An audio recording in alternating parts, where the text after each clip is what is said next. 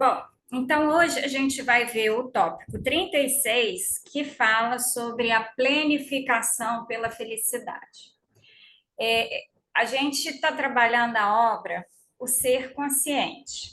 E nessa obra, a Joana fala que o ser consciente é aquele ser que entende que ele precisa ser pleno. E depois de traçar para a gente, né, todos os obstáculos, ela chega nesse tópico da felicidade e ela revela para a gente o que seria o verdadeiro conceito de felicidade. E ela fala que a felicidade é justamente esse sentimento de plenitude, né? É quando você pensa na expressão plenitude, você pensa que basta. O que eu tenho basta, o que eu sou basta,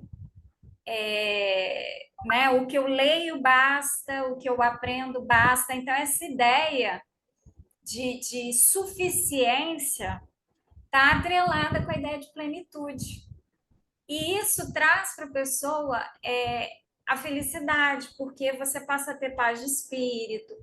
Então, uma pessoa, hoje, o grande problema, né, da sociedade que a gente vive é uma sociedade ocidental, que sofre forte influência, principalmente dos Estados Unidos, por sermos um grande mercado consumidor, somos extremamente incentivados, né, ao consumo agora também pela China e tudo. Então, por sermos extremamente incentivados ao consumo, a gente, o maior desafio que a gente tem hoje é de sentir-se satisfeito, pleno daquilo que a gente tem. Então, a casa que eu tenho é suficiente, a roupa que eu visto é suficiente. Então, esse sentimento, ele no geral, na nossa sociedade, ele não é um sentimento comum. E até para nós que podemos dizer que a gente já desenvolveu uma boa parte dessa caminhada rumo a essa sensação de satisfação, de plenitude, existem áreas da vida que a gente às vezes sente que nós não estamos plenos nela.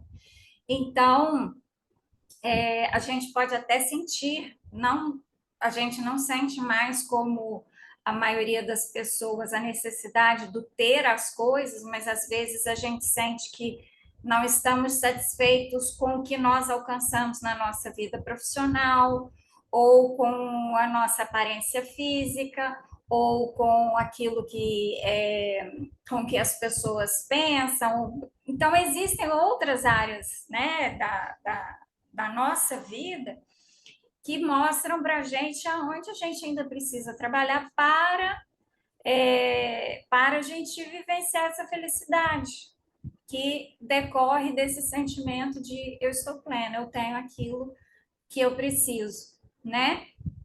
Então, hoje em dia a gente vê as pessoas sofrerem muito por não conseguirem chegar nesse ponto de se sentirem em paz, né, com o que tem. E aí, a Joana falou em algum dos livros que a gente trabalhou lá atrás, eu me lembro muito bem desse exemplo das férias, porque quando a Joana fala sobre isso, a gente ainda nem tinha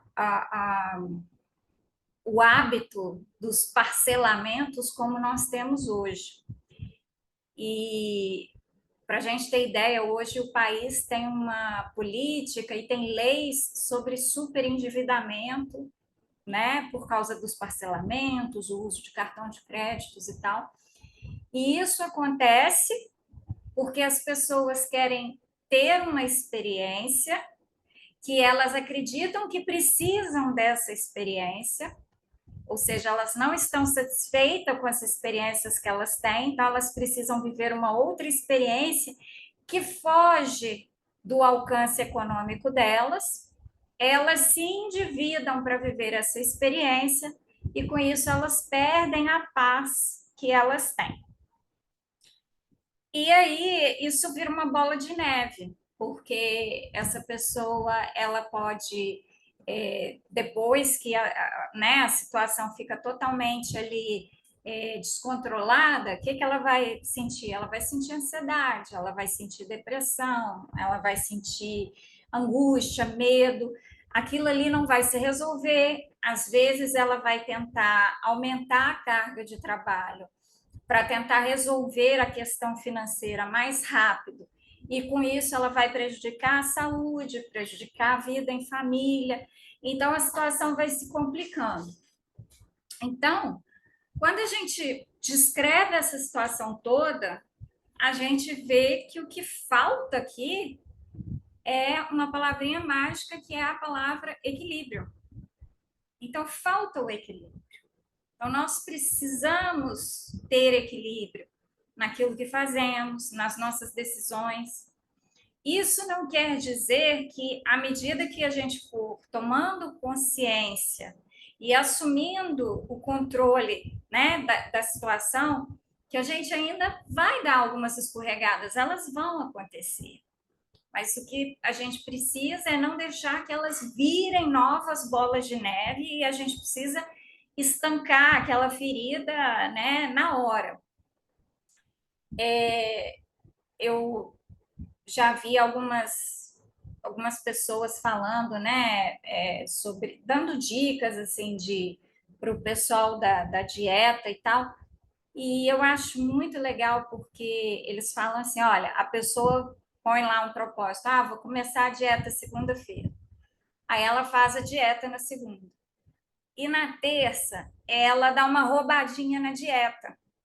Aí, quando ela dá aquela roubadinha na dieta, o que, que ela fala? Não dou conta e joga tudo para o ar. Né? E aí, o que, que acontece? Bola de neve.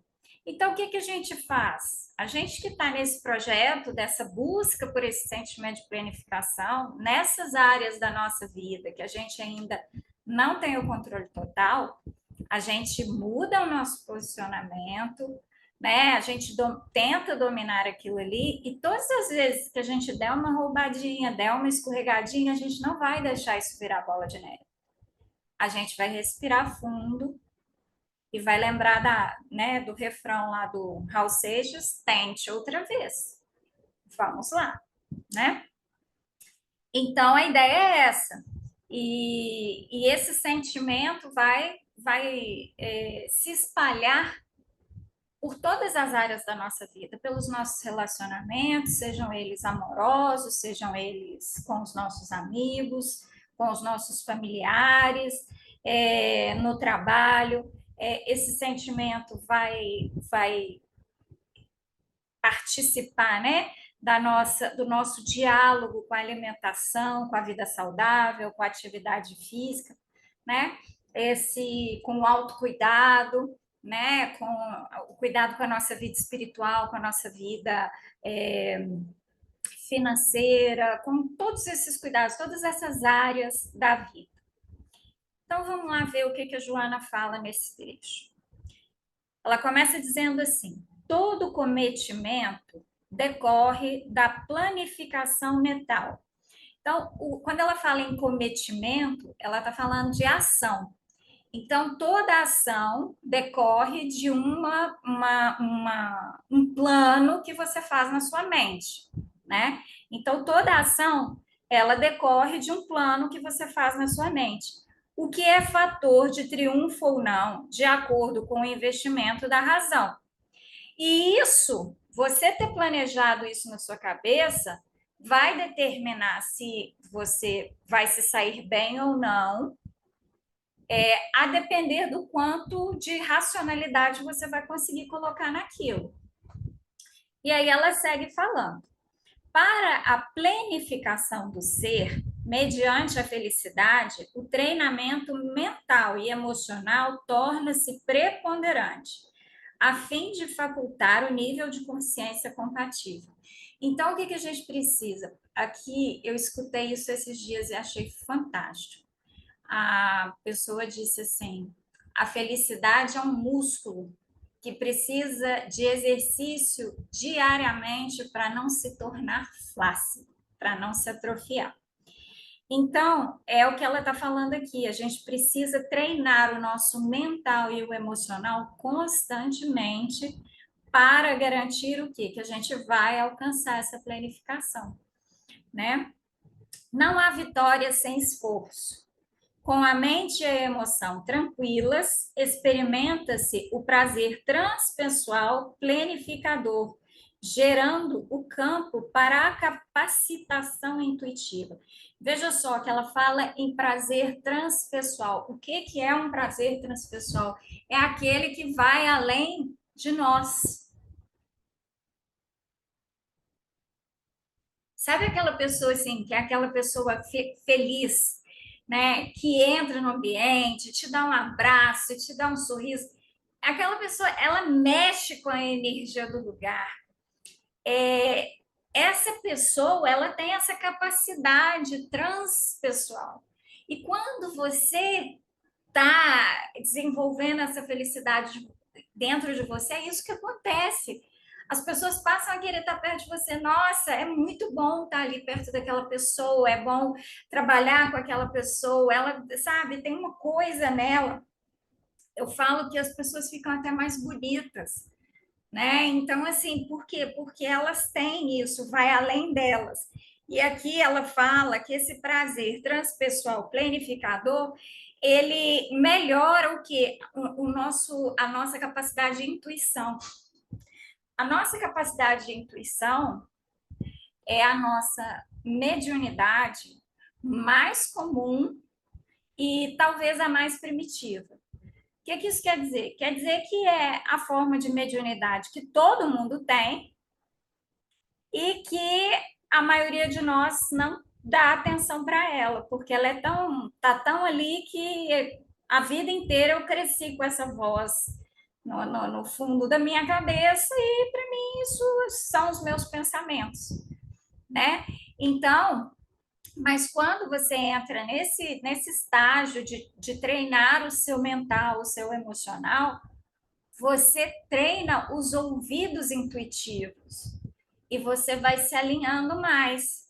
Então, chega aquele momento que fica muito óbvio quando você pede uma orientação e a espiritualidade te diz o que fazer. Fica muito claro quando ela te dá opções, quando ela te manda sinais.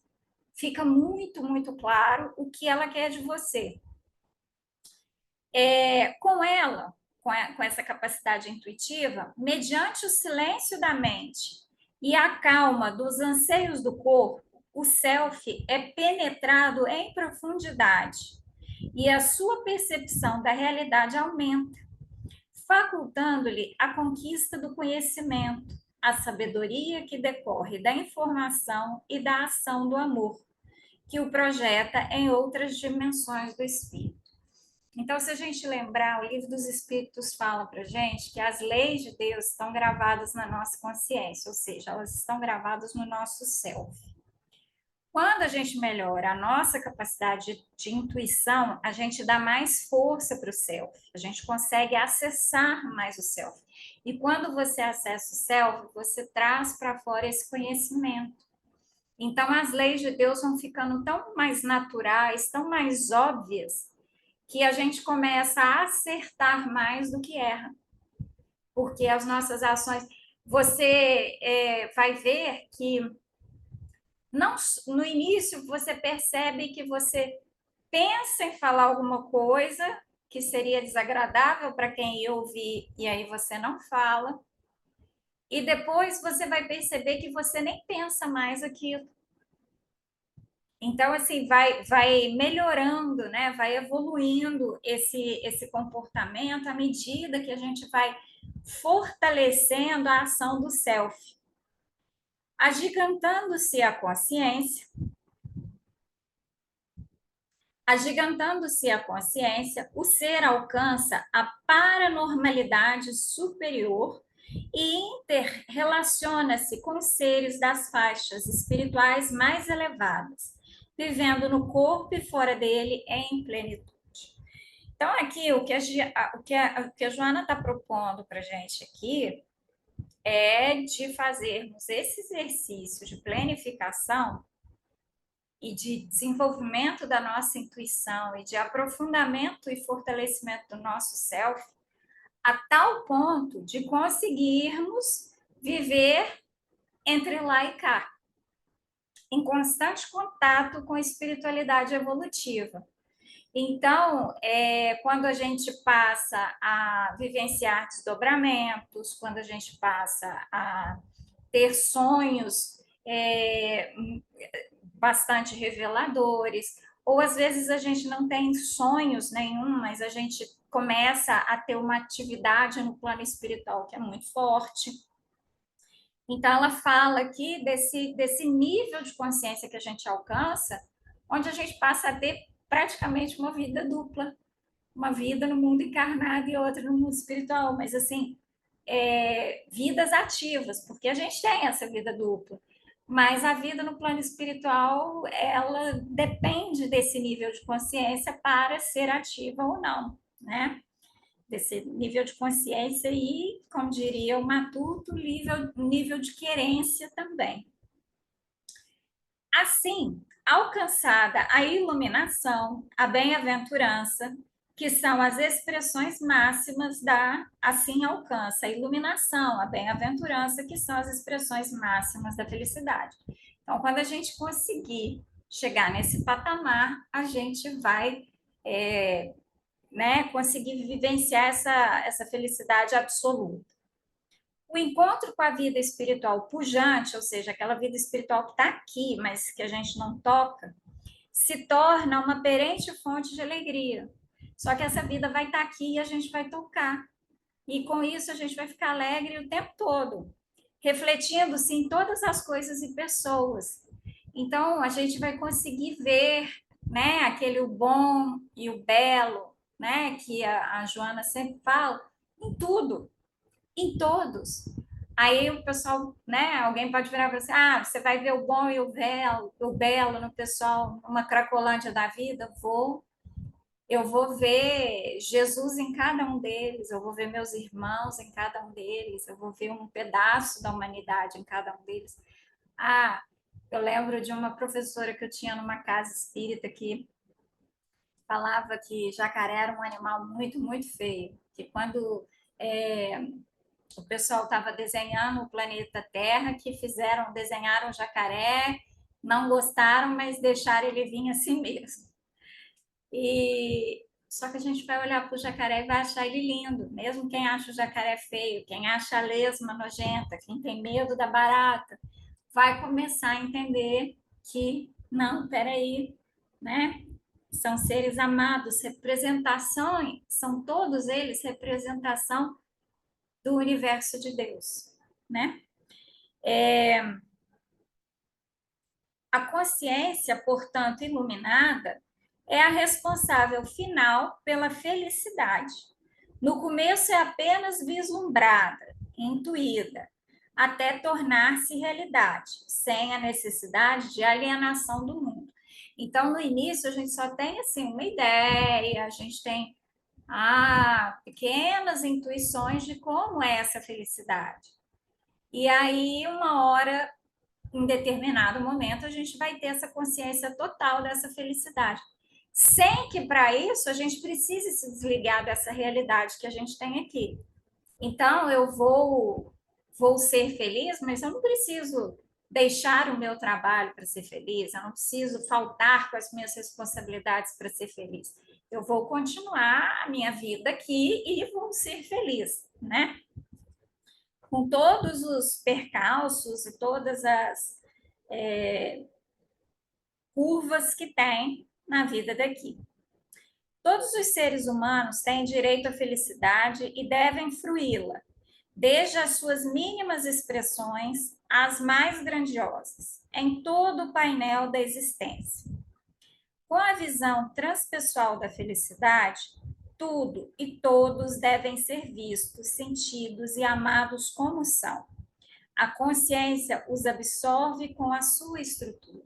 Então, é o que nós falamos, é olhar o assassino e sentir amor por ele, é olhar o pessoal na Cracolândia e sentir amor por eles, o trombadinho, o menino de rua, o batedor de carteira, os maiores vilões que a gente puder pensar, os, as piores coisas que a gente puder pensar e ainda assim sermos capazes de amá-los.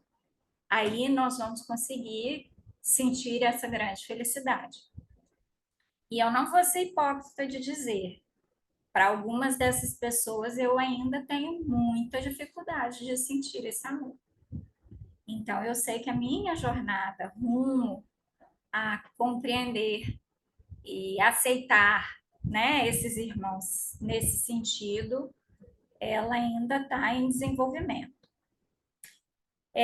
Não seja a felicidade, no entanto, o resultado da indução externa ou de uma autossugestão, pois que se tornaria um engodo proposto e conseguido pelo inconsciente.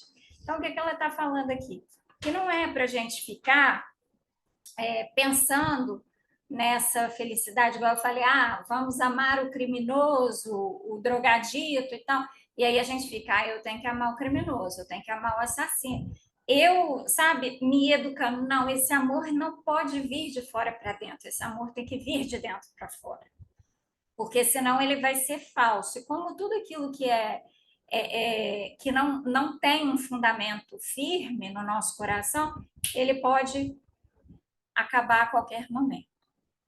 A intimidade, a identificação com a unidade de forma persistente e natural propiciam o manifestar da felicidade, permitindo uma entrega consciente ao self planificador. Então, vamos aqui de novo.